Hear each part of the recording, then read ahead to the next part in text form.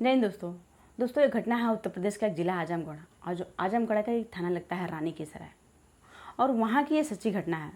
दरअसल ये घटना है 19 सितंबर 2019 की। 19 सितंबर को ही एक नाला है यहाँ पे और एक नाले में एक लाश जो बोरे में भरी हुई थी वो बह रही थी। सुबह को किसी ने देखा, पुलिस को खबर करी, फिर पुलिस आई तो उस लाश को निकलवाई और निकलवाने के बाद उस लाश को पोस्टमार्टम के लिए भेजे।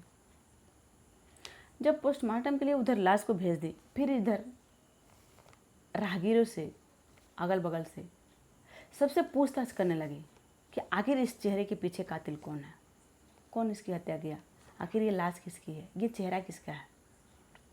पूछताछ कर ही रही थी कि एक महिला बताती है कि साहब 6 बजे के आसपास का टाइम था, एक औरत इस बोरे को लेकर के आई और उसको इस बोरे को ही इस नाले में फेंक दी।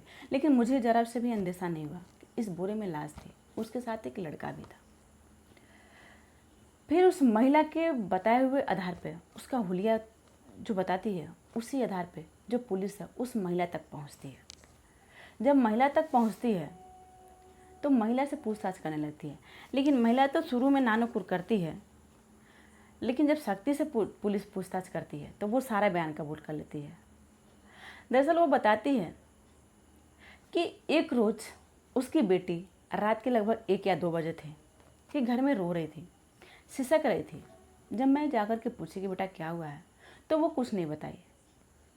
सुबह हुआ, सुबह भी मैं जब बेटी से पूछने लगी कि बेटा रात को तुम क्यों रो रही थी, तब वो सारी बात बताने लगी। दरअसल बताई कि मम्मी, जो भैया हैं जिसका नाम है बबलू, उम्र 28 साल, वो लड़की बताती है कि भैया कई महीनों से वो रात को मेरे साथ गलत काम करते हैं। जब माँ इतना बात सुनती है तो उसको पैर तले ज़मीन खिसक जाती है, उसके रोंगटे खड़े हो जाते हैं, वो गुस्से से लाल हो जाती है। वो सोचने में मजबूर हो जाती है कि मेरा ही बेटा और मेरे ही बेटी के साथ ये क्या कर रहा है। अभी इतना ही बेटी बता ही रही थी कि जो बड़ी वाली बेटी थी जिसकी उम्र 16 साल थी, वो बोलती है कि माँ भैया मेरे साथ भी ऐसे ही करते हैं। और माँ का जो गुस्सा था वो 7वें आसमान पर चढ़ता है कि दोनों बेटी के साथ उसका बेटा इतना घिनौना कृत्य करता है। फिर जो माँ है वो दोनों बेटियों को अपने मायके भेज देती है, यानी ननिहाल। जब दोनों बहनें ननिहाल चली जाती हैं तो फिर रात को यही लड़का यानी बबलू अपनी माँ का दरवाज़ा खटखटाता है। जब माँ दरवाज़ा खोलती है तो वो माँ के साथ भी यही चीज़ें करने लगता है ज़बरदस्ती। फिर माँ अपने आप को किसी तरह से बचा लेती है, लेकिन जब बचा लेती है तो ये बात अपने बड़े वाले बेटे को बताती है।